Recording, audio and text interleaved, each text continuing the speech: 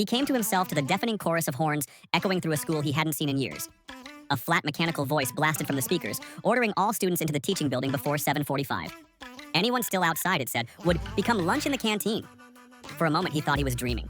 Hadn't he left school 7 or 8 years ago? Before he could process the impossibility of it, the clock on the wall jumped to 7:45, and almost at once, screams erupted across the campus. He rushed to the window. A star-red glow had spread over the grounds like a transparent dome. Students who hadn't yet entered any classroom froze. Then their bodies twisted and snapped into grotesque military dance poses, limbs jerking like broken puppets, before they lifted off the ground and drifted, one by one, toward the cafeteria. The sight made his jaw drop. Cold sweat rolled down his back. Lunch, he realized, was no metaphor. Before he could recover, the speakers crackled to life again. This time, the rules were even clearer. Before 8 o'clock, every student had to choose a classroom and sit down. Once class started, the teacher would have 30 seconds to write that room's rules on the board. Anyone who violated them would also become lunch. Around him, dazed students repeated the announcements in a murmur, as if saying the words might make them less lethal. For him, having just watched classmates turned into drifting corpses, there was no room left for doubt. He joined the line forming in the corridor and moved past room after room. Every classroom looked the same. Half-open door, 30 neatly arranged desks, a silent teacher standing at the front. Only the faces of the teachers differed. There was no hint, no visible clue which set of rules might be less deadly than another. In the end, he simply stepped into a random room and slid into a seat in the back row, forcing himself to breathe slowly while his eyes swept every corner, hunting for anything that might help. When the 1-minute warning bell rang, the corridor erupted. Students poured into the rooms like floodwater, filling almost every seat in seconds. With 30 seconds left on the wall clock, the teacher finally moved. Expressionless, he picked up a stick of chalk and began to write. Classroom rule. This classroom requires checking in 5 minutes in advance. As the last stroke landed, silence collapsed into chaos. Most of the students had rushed in at the last possible moment. Faces went white. One thick-set boy suddenly leapt to his feet, rage flaring. He shouted that they didn't have to accept this, that they should fight the teacher, not follow his rules. Brandishing his chair like a weapon, he charged forward. Girls screamed. People ducked. The boy never reached the podium. In mid-stride, his body locked. His face twisted in agony, but his mouth stayed clamped shut, as if invisible hands had sewn it closed. A harsh hiss burst from the classroom speaker, and the broadcast voice returned, calm and cold, adding another line to the school's code of conduct. Any attempt to attack or harm others would turn the student into material for the school's trial classes. A sharp crack cut through the room. The boy's body exploded into a red smear on the floor, as if an unseen hammer had smashed him.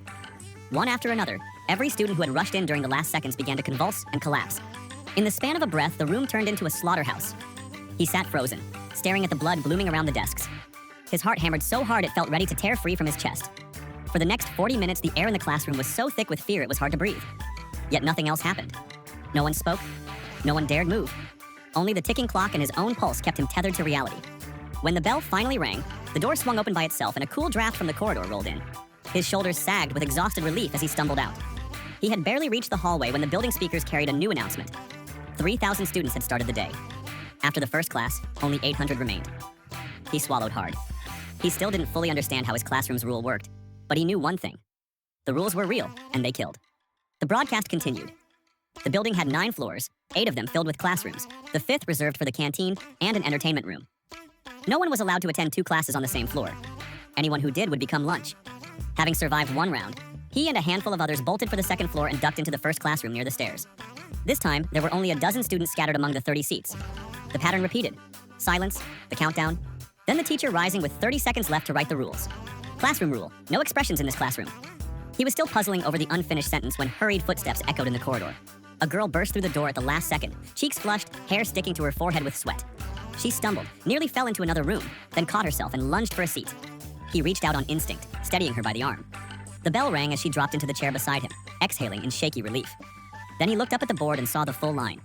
The last 2 characters the teacher had added spelled out one word: expressions. No expressions allowed. He felt every muscle in his face seize. He had been about to give the girl a reassuring smile. Instead, he forced his features into absolute stillness. Before he could warn her, she turned to beam at him, grateful. In the same instant, an invisible force ripped through her. With a wet sound, her body burst, showering blood across the desks. His hands, still extended from helping her, shook uncontrollably. Terror clawed up his spine.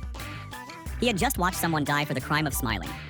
On the board, the word expression seemed to glow. He understood. Any twitch, any flinch, any sign of emotion could trigger the same fate. The next 40 minutes were worse than any torture he could imagine. Keeping a body still was one thing. Keeping a face utterly blank while sitting in a room that still stank of fresh blood was another. His eyes burned, his jaw ached. His facial muscles screamed for release. He fought every instinct, the urge to wince, to grimace, to clamp his eyes shut. By the time the bell rang again, his thoughts were a blurry haze and his spirit felt flayed raw. The familiar voice returned over the speakers, almost cheerful. After the second class, it announced, only 220 students remained alive. To be honest, it added, you can start looking forward to today's lunch. He dragged in a deep breath. Of the dozen people who had entered this room, only 3 had made it through. The rest had failed to hold their faces for the full 40 minutes, their bodies erupting one by one in sudden, brutal deaths. It was a pure test of endurance and control, and almost everyone had lost. The horn above his head kept talking. The third class would begin at 10. Remember, no 2 classes on the same floor. His legs felt like lead as he climbed to the 3rd floor. Numb and exhausted, he picked a classroom at random, lowered his head onto the cool surface of the desk, and braced himself for whatever rule would try to kill him next.